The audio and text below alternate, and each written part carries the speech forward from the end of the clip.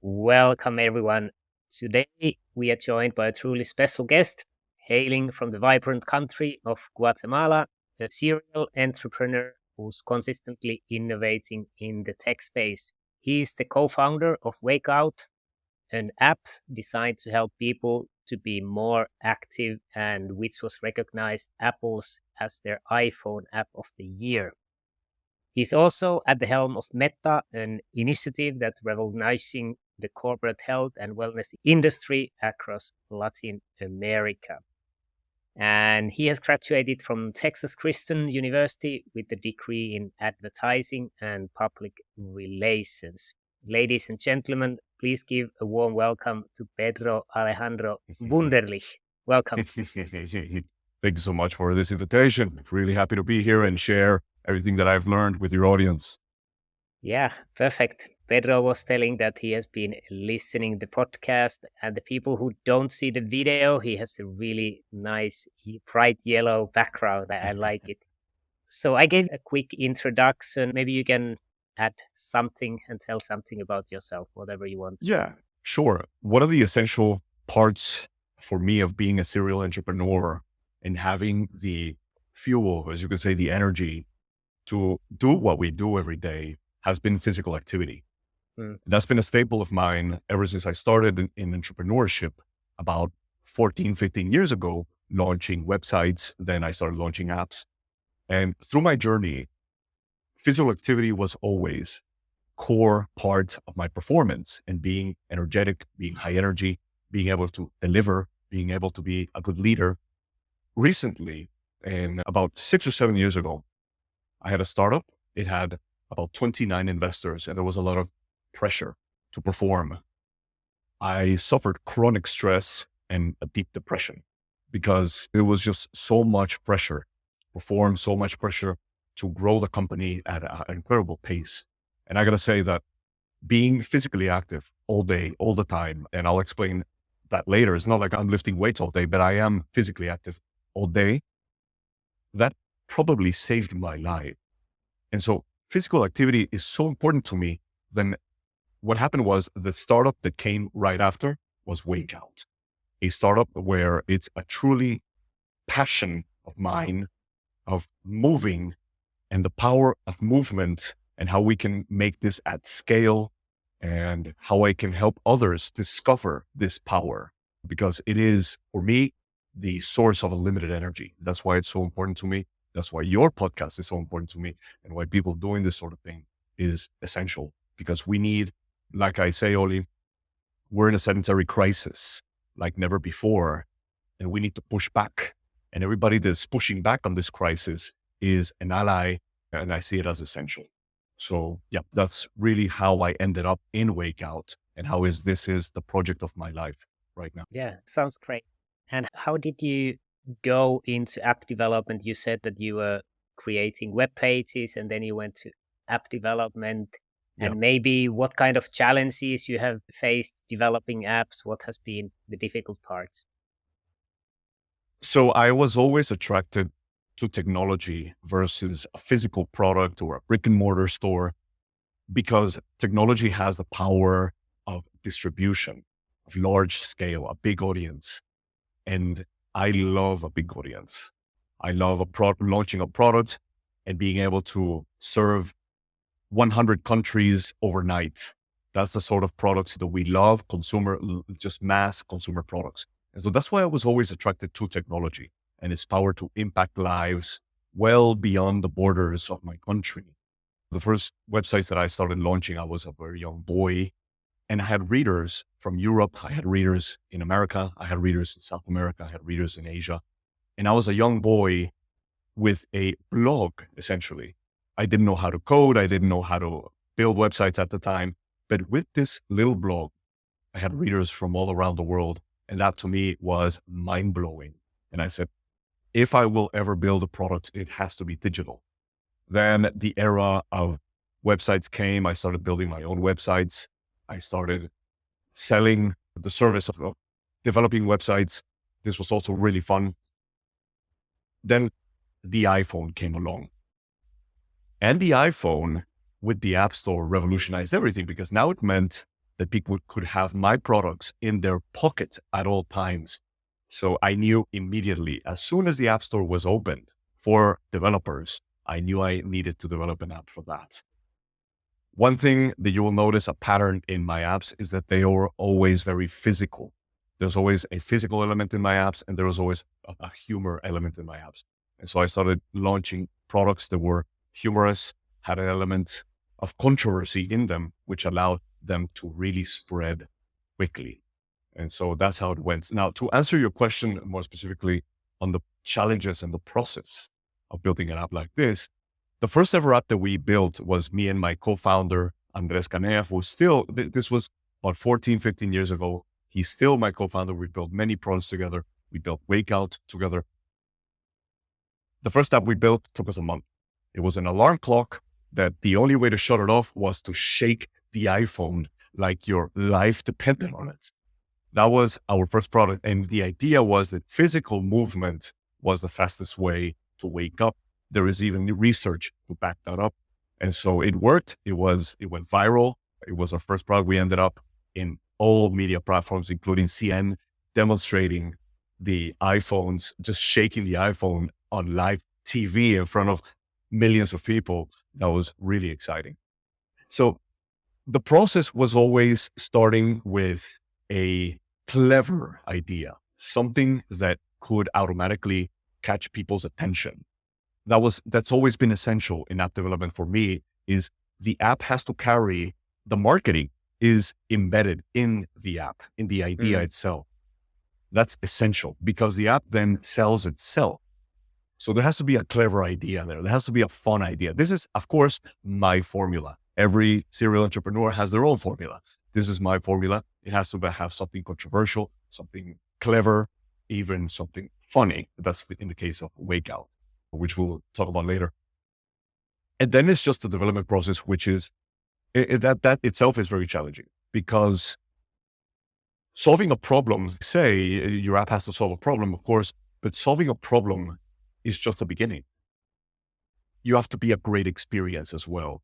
And a great experience that is repeatable, like going to your favorite restaurant. You want to order, you have the favorite dish, and you want that favorite dish to be exactly the same every time. And that's like the way you want an app. You want an app to be a great experience, and you want it to be a great experience every time. And you want it to be dependable and repeatable. And so that's the challenging part. And that actually doesn't happen at the beginning. That takes years to master. And that's what, for example, we've been working on Wakeout for 6 years. And to this day, we continue to perfect that main dish. As I was saying, we want it to be repeatable and fantastic every time. That takes time. Yeah, sounds great. And maybe I didn't say in the intro, we are also going to discuss about app development. The researchers sometimes are developing apps for behavior change interventions, or they are collaborating with someone. So we will be discussing the app development and try to learn something from the expert. But if I go a little bit back, what was your first blog about? What did you write about? So I am also a comedy writer. I like to write satire. And so my first blog was called Nooks and Candy. It was this domain I used to own under Blogspot. Used to be a blog of blogs. And so I started a blog called Nooks and Candy. And it was all just observational humor with comic drawing. Because that was another thing that I like to do, is just draw comics.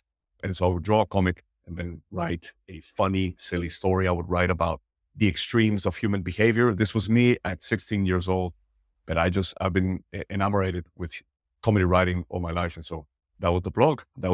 It was completely about just irreverent humor. Yeah, so sounds really interesting. And this alarm clock that you need to shake, maybe to give an idea about the development, how long does it take to develop something like that to get the first version, and how much do you then use to make it better? The usability, how would you share the percentages between different stages of having first working one and then really making it wonderful, as you said that you want it to be? So of course, the idea is just a hypothesis, right? It just starts with a hypothesis. So I would say that's day one. You come up with this idea, you polish it, maybe there's some way to test it out, of course. So I did. I would just shake a 2-pound weight. When I woke up, I started shaking the 2-pound weight and just testing the idea myself without an iPhone, without the app. The app didn't even exist, but I had to test it out. Then I asked a friend if he could test out the idea. Hey, man, tomorrow when you wake up, can you grab this weight and just shake it for 10 seconds and then tell me how you feel? And so I tested this idea out with a few friends. And then I thought, this is interesting. This is a good idea. I sought out research. There was a bit of research on moving quickly, getting out of bed. And all that research process took about a week. Yeah. Then I spoke to my friend, Andres Canea, the co-founder of many of my projects. And I pitched him the idea, and he is another super idea man. He's super crazy, very creative. And he just said, he added a bit of detail. We explored the idea. We explored technology. We knew the iPhone had an accelerometer, so it can detect movement. And so we just explored the technologies needed to get this going. That took about a few more days as well. So it was about 2 weeks between coming up with the idea and understanding everything we needed to make this happen. It's a very simple app, of course. The version 1 was a super simple app, and that is essential. Keep it extremely simple. You don't want to overinvest in a hypothesis. You don't want to overinvest in a simple idea, because the idea is the tip of the iceberg. You will only understand what you're getting into months and years into the app development process. And so it took us about 4 weeks of development and testing to get it fully working in a about 80 or 90% reliable shape. When we launched it like that, it didn't matter to us. We just wanted to know if people had interest in this idea. Let's just start with that. We don't know that yet, right? You have a great idea. Your friends like it. Your co-founder likes it.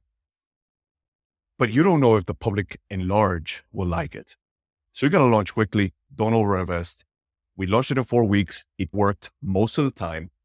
And what we realized was that just the idea was powerful enough. It was powerful enough to catch people's attention. It was powerful enough to catch the media's attention.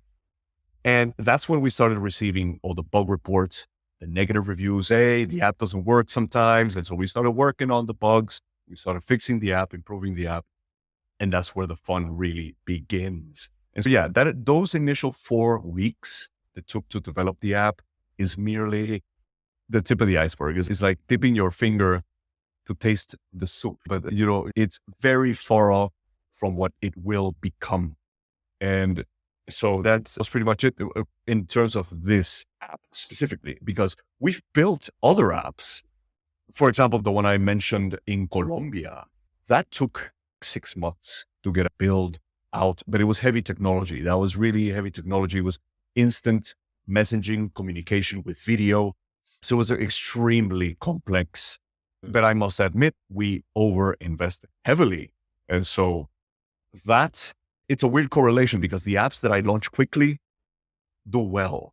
And the apps that I invest insanely heavily before I launch them without that feedback from our customers, they tend to fail. And so that's just me. Maybe of course, I don't know a lot of things. Like many entrepreneurs, we're walking in the dark when it comes to app development. So the important thing is to prove your hypothesis very quickly. You start getting interesting feedback from customers, from users, and the media. That's essential. Yeah, I can easily see that there's the phrase fail fast, and it's a good point of getting the feedback fast. And maybe about the bugs, let's still stay in this alarm clock, as it's simple. As a non-code, it would be easy to assume that there's no bugs, because if it works, you shake it and it detects it and it goes off, and you have an alarm clock, which in Android or iPhone works basically 99.99% of the time. Could you explain for novices a little bit, where do the bugs come from? What's the reason behind that? And if there's researchers listening and they are thinking about app development, that they understand the process and the difficulty and the challenges. Yeah, Olli, that's a great question. Let's first and foremost, your ideas will be completely dismembered by users. So 1 or 2 people that test out an app will test it in a very predictable pattern, especially if they're in front of you. They'll touch the right things and they'll use it in the right order. But 1,000 people or 10,000 people will inevitably break whatever you think you did right, because sometimes they'll have different iPhone settings. Maybe they won't have internet when they need to have internet. They'll have a super old iPhone. Maybe their iPhone fell down the stairs and is only performing at 50% of its capacity. Some customers will use it at an extreme. So we had that situation where some customers loved to shake their iPhone so much that the iPhone started to fail. So you start getting extreme and unpredictable cases that inevitably needs a patch, a bug fix. This is just how it works. People are so unpredictable at scale that there will be, so of course, there are different kinds of bugs. There are bugs that completely break and make your app completely unusable. Those are easier, I would say, those are easier to spot, of course, because you tend to spot them before you launch. But then there's the bugs that creep in through the extremes, and those are nearly impossible to predict. So that's what happens. The second thing that happens is that ecosystems evolve, technology evolves. So for example, we're about to see iOS 14 coming out. When we launched our first app, I believe it was iOS 5. And then iOS 6 comes and they update all the technology. So they might update how the app communicates with the accelerometer. They might update how the app communicates with push notifications or local notifications, which was, in the case of an alarm clock, the most important feature. You had to wake the iPhone. So it needed to notify people, hey, it's time to wake up. Hey, it's time to shake the iPhone. So that was extremely important. And so these things start coming at you. The world changes around the app. And that's why things start creeping in that you're not privy to, right? And so that's what happens. Everything starts changing around you. And what else? The final thing is your users start teaching you of how they want to use the app. So at first for us was an alarm clock. You shake it when you wake up, and then you never touch the app until the next day. We started seeing people that told us, hey, I shake the app when I take a nap. Or, hey, I want to take the app just because I feel tired in the middle of the day. Or, hey, I like to shake the app as a joke for a friend. I'll set it. Stuff like this starts happening, and you listen to your users, you listen to your customers, and then you want to implement some of those use cases. And when you do that, you tend to break things. You tend to change things. That's what happens. The final thing, Olli, because this is, if some of your listeners have never experienced building technology before, you will realize that most of it is a black box. We don't know what the computer is doing. So your code is built on top of code, on top of code, on top of code, on top of technology that came from the 1970s.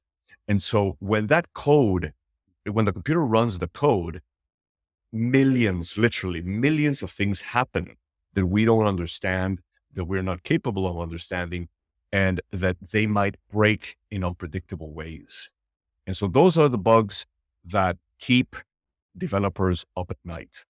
Those are the bugs that give us nightmares because they happen. Sometimes it takes days or even weeks to fix these things because, again, it's a black box. We don't know where it comes from. So that's the fun part.